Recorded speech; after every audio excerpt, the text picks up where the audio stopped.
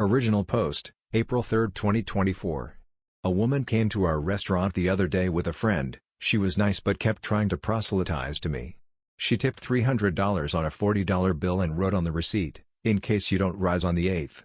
I've heard the same thing from some of my family members. These people genuinely think they're going to rise into heaven on April 8th. Relevant comments. Comment 1. Had something similar happen to a friend back in 2012.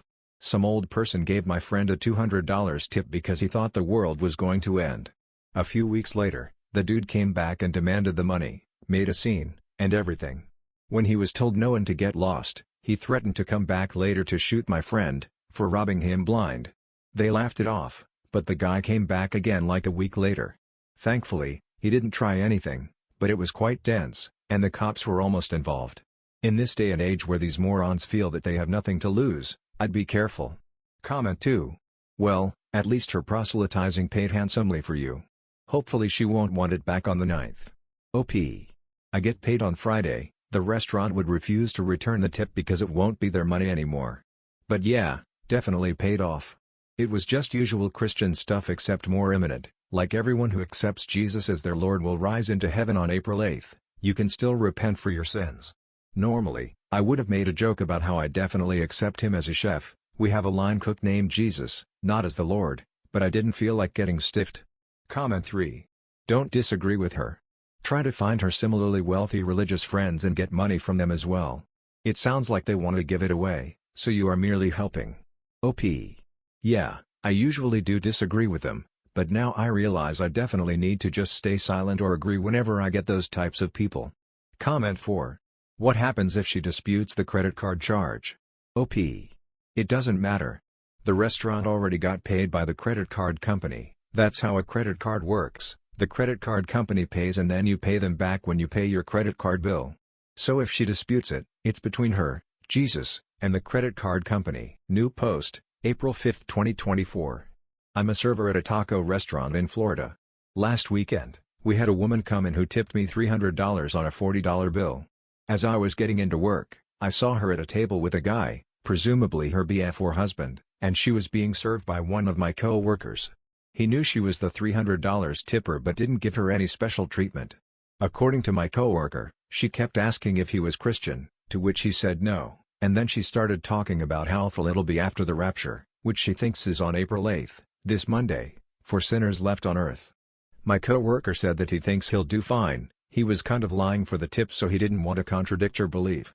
According to him, he took their orders as normal, served them, and the woman tipped him $777 and said that he'd need it after.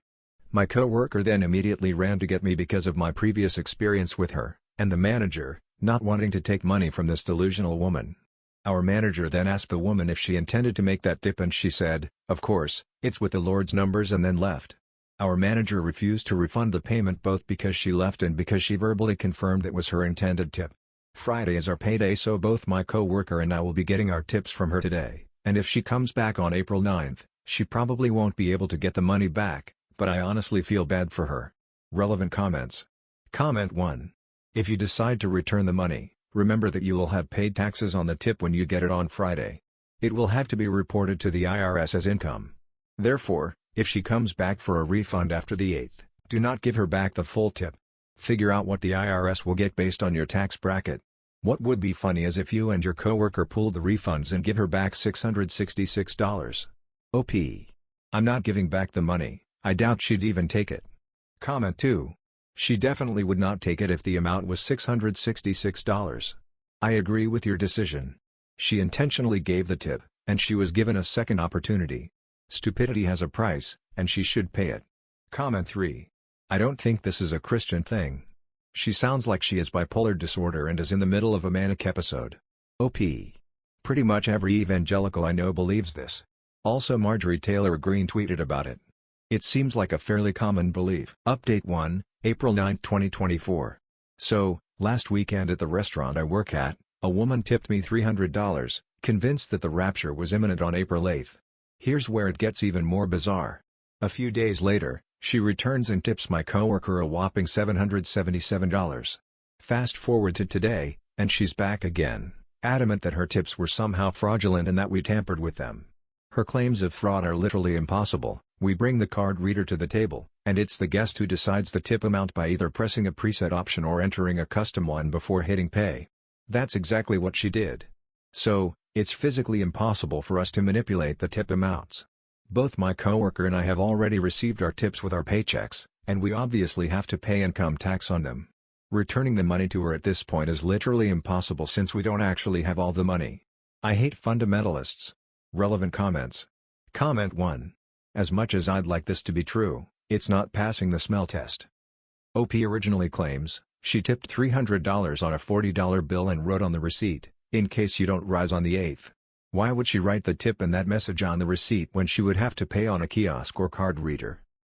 Beyond that, why would OP be worried about her contesting the tip if they have a physical copy where she wrote that? It doesn't line up.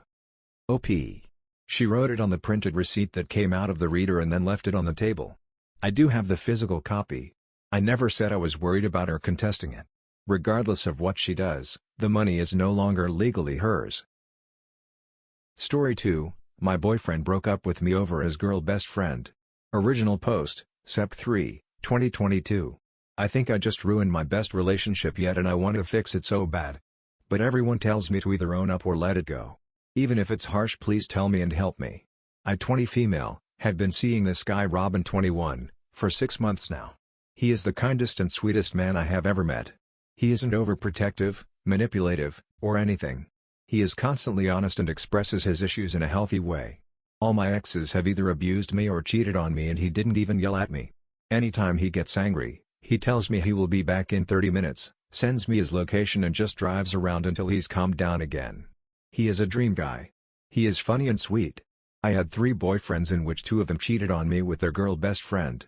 So when Robin told me he wanted me to meet his girl best friend, I was scared.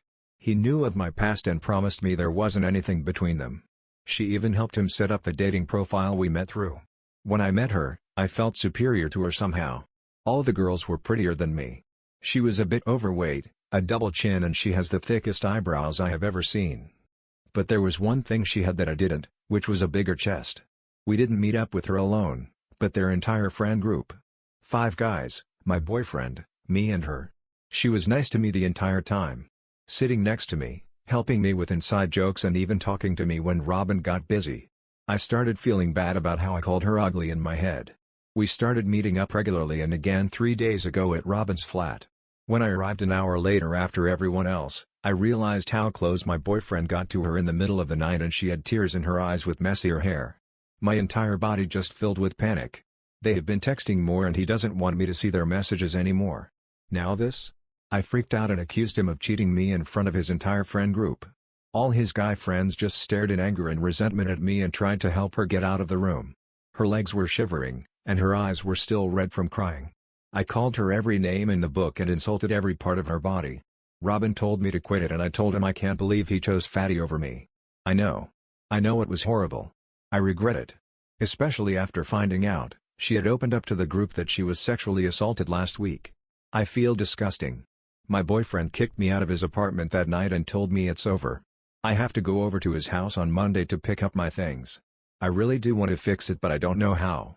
Is there even a way to fix it? Our relationship was perfect before this, and I don't want this one incident to destroy our relationship.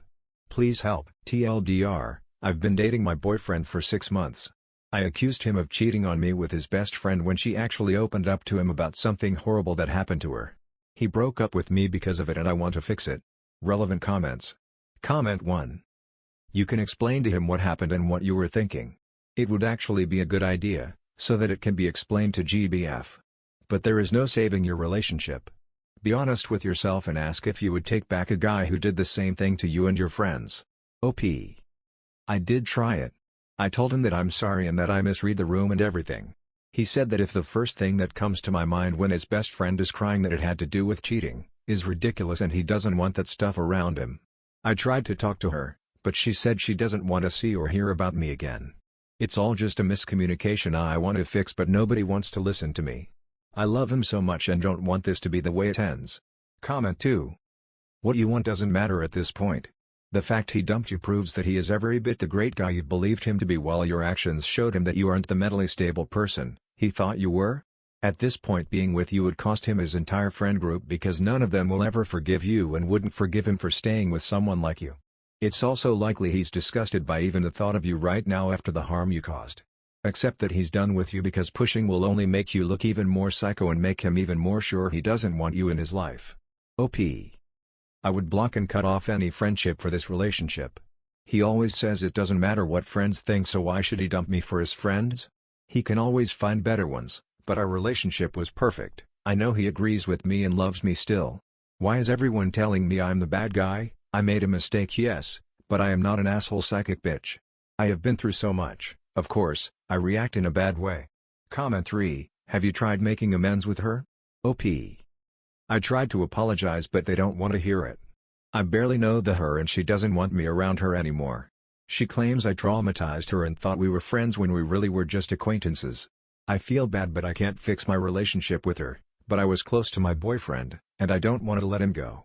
Of course, I want him back, he is my true love. OP leaves a comment on her post. I have read every single comment now. I think the reality and weight of my BS is finally hitting. I have never been so awful and now I did the most horrendous shit ever in my life. I want to cry and vomit but I won't. I will call my old therapist on Monday and ask for some sessions again. I thought I was ready to date again but I wasn't. The things I said to Josephine are horrible and she is not ugly. She was one of the nicest people I know. Or knew. Thanks to everyone calling me out on my crap. I will maybe make an update after I pack my stuff on Monday. I was a bad person in this whole ordeal. I don't know what made me snap back but I think it was me maniacally calling my brother and him giving me the talk of reality with some Reddit comments helping. I will take a huge break from dating. At least 2 years. I need that. Update 1, Sept 5, 2022. I know many people don't want me to be here but after getting like 40 DMs of people asking for an update or telling me to off myself, I thought I'd make it quick. So, I am now living with my brother and his wife for a while. I share a flat with one of my cousins and she doesn't mind me not living there since I will still pay rent. I talked with a few Redditors in my DMs and even though I said horrible things they helped me a lot. When I was 3 and my brother 12 my mother died from an overdose. Till I was 14 my dad sexually abused me and said that it was because I'm pretty. My brother moved out when he was 18 since my dad was never emotionally present, so when I came to him telling him I was scared about being pregnant he took care of it. My dad is still in prison. My boyfriends in the past were like my dad, abusive and emotionally not present. So, when I met Robin, I thought I was finally in heaven. I was and still am jealous of Josephine. She isn't the beauty standard but has a better job, family, more friends, and a better humor. She was also there for Robin's depression. When she reached her hand to me, I saw her as a challenge. Not as a friend. I wanted to show that I did achieve something and that my beauty wasn't useless. Josephine was the one who made the friend group and introduced everyone to each other when they were 6, she was the group mother, but she developed derealization last year and ever since then, the group has been doing their best to protect her. Someone said Josephine was maybe a pick-me because she was the only girl in a guy group but deleted the comment real quick. She isn't. She is sweet and caring, leave her alone, she didn't do shit to you. I did. She wasn't the only girl, there was her and another one who sadly killed herself 3 years ago. She was also the one who showed me Reddit. She is mostly on the art side of Reddit, so I really hope she doesn't see this. My brother reached out to her for me. I know she has been looking into therapy but doesn't know where to start, so I sent her a message on how to get therapy here quick and for free. She read the message and replied with a thank you. She called later and I apologized and wished her well. She doesn't forgive me obviously and I don't blame her, but her wishing me a quick recovery made me tear up. If you wonder why I didn't tell her sooner about the therapy option, I never wanted anyone to know I had therapy because of a pregnancy scare because of my dad at 14. I sent my brother to pick up my things from Robin. I waited in the car so if he wanted to talk to me, he could but wouldn't have to. He came out at the end real quick. He gave me a hug and wished me well. I asked if we could stay in contact, and he said no. Josephine doesn't want me around and he respects it. We follow each other on X still and I saw that they hung out afterwards. Josephine looked happy and this was the first time I saw her face and felt happiness and not jealousy. I called my therapist and will start seeing him regularly again in 3 weeks. I am not a vile person, but I let jealousy and anger get to me and that made me vile. I have a lot of issues I need to fix, and I will work on them. I thought I had my BPD and PTSD in control, not at all, and I need to fix it. I won't become a POS again towards innocent people. I won't date anytime in the future, for at least 2 years. I'm going to get my life and personality in control. Thanks to everyone on Reddit for calling me out on my toxic BS and to the kind people who helped me. I didn't talk about my abuse in years and didn't realize how bad it truly was. My English isn't the best, so I hope I was clear with my words. There is a lot on my mind and it's not in English. I will leave this account and log off of it. I will be okay. Smile. Have a good week everyone. TLDR, I moved to live with my brother for now. I packed my things from my ex-boyfriend's house and will start therapy in 3 weeks. Explained my trauma quickly, but the main part is that I am moving on. OP added some more in the comments. My brother was also a victim of emotional abuse. I don't blame my brother for not having seen the signs. The moment he found out about it, he has never left my side. He took care of the police. He took care of the lawyer and trial. Without him, I wouldn't have gone to high school or gotten the medical care I needed. I just faked getting better so he could get better. He felt happy when I told him I was happy, so I just got myself together for him. My brother is my savior, and he is doing everything he can to support me. He is still on my side, he helps me and joins my therapy sessions to help me. Also, yeah, my mom did die of an overdose. I don't know how you got the idea of a hidden murder. My mom was a junkie, she overdosed, my dad fell into a depressive state, and here I am now. Also, even though we are not friends anymore, do not call them weird people or any other name calling. They had every right to act like they did. She had just told them about a traumatic event Robin knew before and helped her explain. This isn't some funny drama secret. This is trauma. Please get a grasp of yourself. I'm glad OP is taking responsibility for this and is getting help with her mental health. It's kind of rare that they don't blame it on everyone else. Anyway, I wish OP and Josephine both well and hope therapy goes good for them. That's it for this video. Thank you for watching, have a great day, and I will see you in the next one.